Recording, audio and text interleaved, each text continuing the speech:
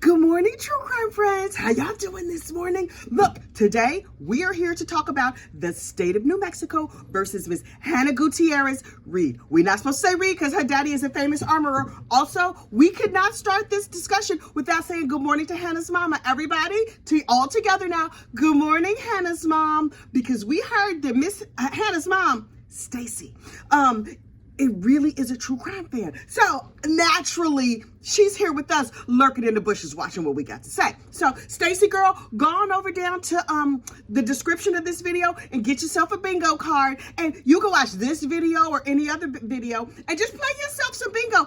If you win bingo, we have prizes while supplies last. Wait, whose prize did I mail yesterday? Melissa Duncan. I mailed your prize. Oh, did I mail Tashi's prize? I forgot to mail Tashi's second prize. Anyway, prizes are in the mail, coming soon to a mailbox near you if you are a winner and you told me about it. Okay, so look, yesterday in the state of New Mexico versus Hannah Gutierrez Reed, they brought in a weapons expert. Ooh, the trial daddy for this case is that man whose name escapes me right now. I was just like, sir, you could tell me anything. Can you teach me how to use your weapon? But then I was like, I am a married lady. I need to conduct myself with some kind of decorum. Although when I see a delicious, delicious man, I'm like, hey, how you doing? You want to pull my trigger? Anyway, so this dude was so funny. First of all, he was very, very professional. He was looking good. He got up there and he's like, hi, my name is blah, blah, blah. You know, I'll remember. Names don't matter to me. It's not like I'm going to marry this man. We just going to, you know, go explore his weapon. Anyway, so he was like, I am an armorer. I am a professional armorer, and I've been doing it for a lot of years, and I have big guns and little guns and all kinds of guns. He said a bunch of gun stuff. Child, I am not into guns like that. One of my kids is super into guns. There's bullets all over his bedroom. I should tell him to put those in a safe place, like a fanny pack or a bra or a spare pocket or something like that. But anyway, so this dude was talking all about guns, and he explained gun safety to all of us and the 4 rules of I don't know what. You know, like I said, I'm not. You got to control the muzzle. I wanted to control his muzzle so bad. And you have to do don't put your finger on the trigger and other assorted safety type things. And I was like, yes, sir, I am listening attentively to your lessons. And then I am not mad at this dude. You know, he had to say to himself, self, I'm going to be on national internet and TV and wherever. And so who would I be if I did not drop the name of my company, just slip it right in here? So they asked him some random question, you know, gun related, but a question. And he was like, well, at my film company, Dark 30 Film Services, available all over the United States for a gun near you, we do blah, blah, blah. And I was like, yes, brother, I appreciate the spirit of plugging yourself. Honestly, the entire internet and news plugs me all the time. They're like, the gossip, the rumor, the innuendo. And anytime anybody says it, I say, yes. Were you calling? Because I naturally assume that they were talking to me. And so lately, I've been capturing all these little sound bites of people saying gossip, rumor, and innuendo. And I just have a little collection of them. I don't know what I'm going to do with them yet, but at some point, I'm going to do something. So if y'all see a clip of anybody saying gossip, rumor, and innuendo, it doesn't care this. I don't care the circumstances or why or whatever. Please grab that for me and just send me a little, tag me on the clip. Because, oh, I love a clip of somebody calling out my name. But shout out for the shout out, Mr. Gun Guy, whose name escapes me. But I remember his film company, Dark 30 Film Services. Anyway, so he talked about firearms safety, and how basically Hannah, she ain't have none. They showed all these videos of her on the set. People just waving guns around. And like, you know what? Let me show you my baton twirling routine with this long gun. Hang on. Throw it up in the air, spin around, catch it. And then they like were marching like this with guns. I mean, not exactly, but really, really close to that. I was like, oh, look at the kick line of stuntmen pretending to be majorettes with their guns. That's basically how safety was going on this set. But other people was like, she seemed fine to me. Aside from like the random guns and bullets laying all over the place, she seemed fine. At one point, a dude twirled in a circle with a long gun and then handed it to a child. What? What are y'all doing? What? Basically, it's like if I was giving gun safety lessons. I would be like, Don't put your finger on the pow pow part and the little things that go inside. I keep forgetting what they call. Don't shoot any of those. But I would know better than to have bullets in my bra because ouch. I'm just like, these folks, I mean, clearly this was a low budget movie, and Mr. Gun Safety Guy, he was used to like a high budget movie. So it's not exactly the same standard. Although keeping people alive should probably be your priority, no matter what you do. When I'm on the bus, I try to keep people alive. When I'm here at home, I try to keep people alive. When my husband pisses me off, I'm like, I will not smother him with a pillow. I will not smother him with a pillow. See, I keep people alive too. I'm sure everybody does their best at safety. The people on this film set, not so much. But did you know okay, first of all, this movie is complete, right? They filmed the first part where they had the incident, as they're referring to it in this trial. And then, of course, they shut down filming. A year and a half later, they went back and they finished filming this movie. And when they went back, Helena Hutchinson's husband was listed as a producer. And as far as I can tell, what that means is when the movie comes out, because you know this movie coming out, right? And I will be there to see it.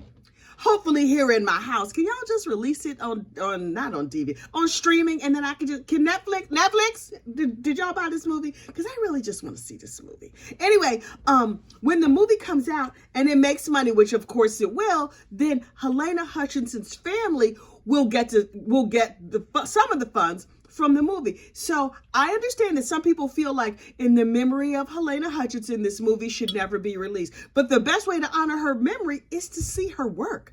So I trust that this movie will come out and I will be there to see it. But here's the thing. When they filmed the second half of this movie, they did not go back to New Mexico. They went to Montana. They filmed in beautiful, beautiful Big Sky Country, Montana. There was another deadly incident on this movie. I know. Has the press buried this part? Because I found it. I let my Google fingers do the walking. And yes, friends, there was a second deadly incident on the filming of the second part of Rust. Now, was it as dramatic? Well, kind of, yeah. But it was not as loud. It wasn't like a gunfire thing. Somebody was bit in Montana by a deadly spider. Montana, y'all got deadly spiders? I didn't know y'all had spiders like that. I mean, I assume that everybody has spiders like Daddy Longlegs and stuff like they used to have at Spring Mill Bible Camp when I was a child. But I'm like, wait. Does Spring Mill Bible Camp have deadly spiders? Was I risking my life as a first grader? I have to talk to, but maybe I was protected because it was like a religious camp. I don't even know. But some person, it was like a crew person got bit by a deadly spider, had to go to the hospital, and then they got sepsis. And they had to have like transfusions and all this stuff. Almost lost a limb. What? Y'all, this movie might be haunted, which is why I'm nervous to go see it in a theater. That's why I prefer to see it in the privacy of my own home. Now watch me be watching this movie. Like, I'm gonna watch this clearly haunted movie here eating popcorn, choke to death on a kernel of popcorn or some pretzels or something. I don't know about this movie. I'm gonna watch it while not eating anything, sitting totally still and not drinking because, you know, I could choke to death drinking something. Hang on I done talk my throat dry. Hang on. So I'm like, okay, we're all going to go see this very dangerous movie so that we can honor the life of Miss Helena Hutchinson, but not before we find out what happened on the set of this movie that was obviously dangerous and out of control. And so I'm like, okay, according to witnesses and according to what we saw on film, y'all, because they were filming the movie and then they were filming like behind the scenes of making Rust. Alec Baldwin, kind of a bully. But like, stand on your head if you didn't see that coming. He's kind of a bully in real life. And so the prosecution witnesses were like, Hannah should have done this and Hannah should have done that. Hannah was 24. She didn't know nothing about safety. See also the kick line with the long guns. And she was dealing with an A-list actor who was just like bossing people around and yelling people, I want it now, let's go. We saw him on film. You think this girl was standing up to that dude? No. Would Sir Hottie McHotterson with Dark 30 Film Services, would he have stood up to Alec? Yeah, he would have been like, I'm shutting this down. And Alec would have been like, okay. But a 24-year-old girl with purple and crazy color hair, who was probably still high, coming up to Alec Baldwin being like, Mr. Baldwin, sir, I need you to stop doing that thing that you're doing because it's dangerous. That was never going to happen. And from what we heard, people who took safety concerns to Dave Halls, the first AD, the first assistant director, he just blew them off. The film crew was like, this is a dangerous set. They've been on a zillion sets, and they know they've probably been on more sets than anybody. And they went to the head of safety, the first AD, Dave Hall, and he was just like, ugh. So much that the film crew walked off, probably saved their own lives, because clearly Dave Halls ain't give a flip about safety. He cared about getting this movie done so he could go on and retire. And maybe he was a producer too. I don't know. He was like, I need this tax shelter just as much as these other people need a tax shelter, just as much as these producers do. So let's get this film finished. There is blame to go around. And then yesterday, Dave Halls took the stand. Now look, Dave Halls has already accepted a plea deal. There was some bull. Dave was like, yes, I was the head of safety and I was in charge of keeping people alive. I feel really, really bad for not doing any safety checks, for not doing any of the things that I have to do. But you say I have to pay a $50 fine, take a class, and stay out of trouble for 6 months. And I can avoid jail and liability. Yes, please. So he got a real softball deal. And then dogs. Dogs. And so he has to testify in a court of law at these trials. Okay, Dave Halls. Dave Halls, I think you need to be sitting over there right next to Miss Hannah Gutierrez, because you have effed up, sir, real bad. And you're old enough to know better. I mean, listen, she's old enough to know better too, because they hired her. But he need to be in a seat right next to Hannah. Was Hannah offered a deal? I don't know. But anyway, hang on. So Dave Halls takes the stand.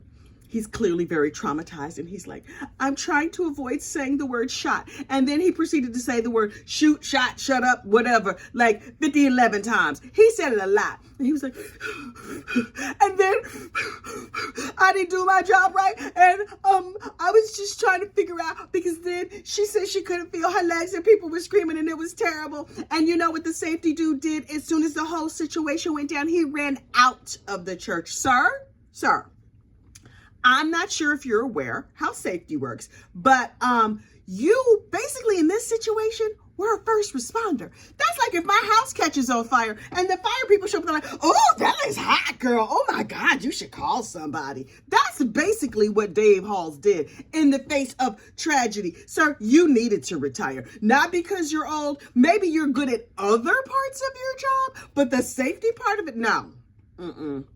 That's not where your gifts lie. Clearly ignoring people, just walking around like you're the king of the world. Yeah, you got that on lock, boo-boo. No problem whatsoever. How you gonna run out of the church in the middle of mayhem or whatever? Now listen, maybe he should have been directing traffic and making sure the first responders could get in. Okay, cool. That sounds perfectly acceptable and logical to me. But something terrible happens and you run away from danger.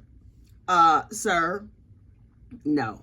Sit your behind right over there next to Miss Hannah, because you a whole entire mess. And he was just like, it was clear he was traumatized. Okay, I get it. He retired after this happened. Good. And he was just like, yeah, so see what happened was, and then he proceeded to roll out a story that didn't match with anybody else's experience, what anybody else saw, not one person. He's like, I didn't hand Alec the gun, even though every single other person on the set was like, yeah, he handed Alec the gun. He was like, no, Sarah did it. And the gun didn't have bullets, and it did have bullets, and I was kind of a hero, because then I looked and I was like, oh, one of these things is not like the other. Sir, we recognize that. Yes, we know that because the lady is there shot on the floor. Yes, one of these things is not like the other. So he's like, I examined the gun and one of them was silver. And they were like, the prosecution was like, sir, here's a picture. Can you see how it's not silver? Like, how has the prosecution called this witness and then impeached his testimony all at the same time? That's very efficient. Okay, cool. Good for you. So I'm just like, Dave Halls, please go someplace, because I don't believe a word that's coming out of your mouth. Go sit back in Malibu and retire. Are you being sued too, sir? I'm asking for myself. And then Sarah Zachary took the stand. Sarah Zachary, also clearly traumatized. probably, and she said after this, she quit being a props person. Also, apparently, she was an armorer on some films. I'm sorry, what, ma'am? Because somebody showed her how to load a gun once so she could be an armorer. Oh, yeah, there's no national certification for armorers. Thel Reed, Hannah's dad, made up this whole field. And he was smart to make it up. He was like, look, what y'all need is a dedicated person who just takes care of the guns, who just takes care of gun safety. That's brilliant. And he came up with all these like rules and guidelines and whatever. Great. And he trained Hannah how many years ago? Because here's the thing. Technology has moved. Thel Reed is 81. Like, technology, the way things get done, protocols and procedures have been updated since Mr. Thel Reed showed up with his pocket system. You know what they have now, Mr. Reed? Rubbermaid containers that lock and keep things safe. I know that you were like, okay, bra bullets are fine when you trained your daughter, but now they have locks that go on things to keep things safe. I know, it's a crazy idea, but that's what they do now. So, Mr. Reed, you don't need to train nobody else. Yes, you started the field, but sir, we're going to put you out to pasture. You 80. Again, go sit down in Malibu or Arizona or wherever you live and enjoy yourself. Have yourself a mojito. Twirl your gun, your cylinder on your 6-shooter. Whatever you need to do. Don't be training people because you're not that good at it. And in your family, they're like, my dad is the be all and end all. My dad is a legend. Your dad didn't know what he was doing for these modern times. Maybe when he started this field, he was the dude. He was the shizzle. Great. That's in times gone by. Listen, what was the height of fashion in 1972? You roll up in it now, people be like, what is wrong with this old heifer? Miss Hannah, your daddy wasn't poop. I would say other words, but you know, manners. My pinkies are always out. Anyway, Sarah Zachary, who, in my personal opinion, for entertainment purposes only, sabotaged Hannah Gutierrez Reed. That is just my opinion. She was dating the Seth Kinney, the armorer. Sarah had a negligent fire. The gun accidentally went off. And Hannah rightly was like, heifer. And Sarah was like, don't yell at me. I'm going to call my boyfriend, Seth Kinney, and he's going to yell at you too. And so Seth was like, Hannah, don't go running to production. Only these big dum-dums said all this over text, not WhatsApp, where it would all be hidden away and nobody would know. Oh, no, they said it on regular SMS. So it's right here in the court of law and everything. Like, don't go telling production, don't be a tattletale. And Hannah, in a desperate effort to be cool, as the youngin' on the set who nobody respects, even though she's in charge of the guns, was just like, So Hannah and her boss, Sarah, who was like the armorer who didn't know nothing. Hannah knew some stuff. Sarah, she ain't know nothing. That heifer didn't even know how to load a gun. She was just like, you're a pain in the neck. You know what? In my opinion, let's put some live bullets on the set, and then that'll show her when one goes off on her, then she'll see it can happen to anybody. Please, no. I am entirely making this scenario up. This is what happened in my mind. Do I have facts? Absolutely not. This is gossip, rumor, and innuendo. This, my friends, is the rumor part of the show. Now, remember when you used to go to Bed Bath & Beyond? Sometimes you needed bed stuff. Sometimes you needed bad stuff. Sometimes you needed beyond. Child, this is the beyond. So anyway, in my mind, these two girls talk like Valley girls, even though I don't know that they are. And Sarah was like, oh my God, you know what we're going to do? We are going to put some bullets that are real ones on the set. And then Hannah will get a taste of her own medicine. I am so smart.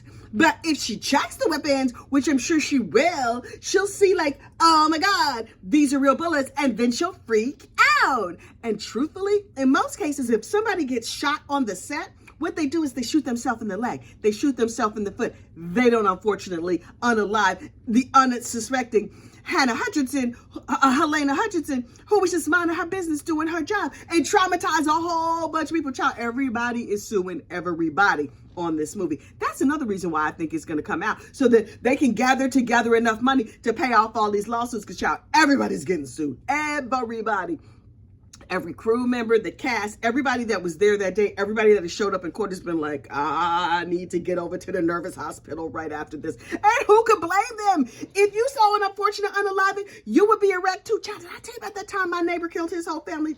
That's in the apropos of nothing. Go on over to the apropos of nothing playlist and you'll see about the time that I was an ear witness to a murder trial.